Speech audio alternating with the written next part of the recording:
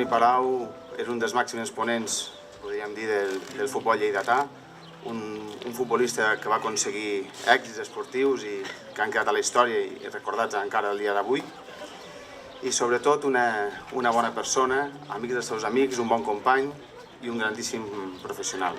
En el moment que l'alcalde de Torrefarrera, que me'n recordo com si fos avui, el regidor, em van dir la idea que havien tingut, et ve una imatge, primer que tot, de record i de tristesa, però automàticament tens una alegria.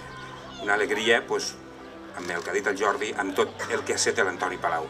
Ell, durant tota la seva vida, va fer honor i va portar amb orgull i amb passió el nom del nostre poble allà on va anar. L'Antoni, com s'ha dit, era una bona persona alegre, una persona afable, una persona que transmetia bon rotllo, una persona que veies que no faria mai mal a ningú. Malauradament ens ha deixat, però això no implica que el seu llegat se n'hagi d'anar. D'alguna manera el poble de Torrefarrera avui li torna a l'Antoni tot allò que ha fet pel nostre poble, tot el bon nom que li ha donat i tota la feina que ha dedicat altruistament pel futbol i pel nostre poble. Així que esperem que amb aquest acte siguem capaços de preservar el seu llegat esportiu, el seu bon nom personal, puguem continuar fomentant aquell esport que tant estimava i finalment preservar aquells valors que practicava. Moltes gràcies. Alcalde, president, autoritats, amics, després de les paraules vers el meu pare, dir-vos que per nosaltres és un moment molt emotiu, ja que ens tornen a passar per davant sentiments, imatges i records seus.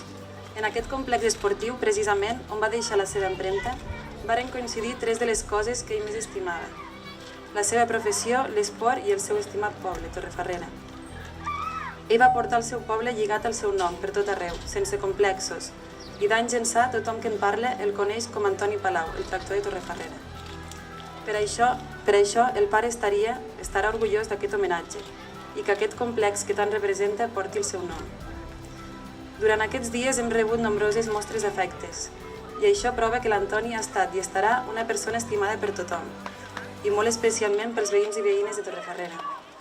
Per acabar, voldríem agrair en primer lloc al consistori Torrefarrera, autoritats, amics i amigues i tots els veïns i veïnes del poble per la seva estima cap al meu pare. Gràcies.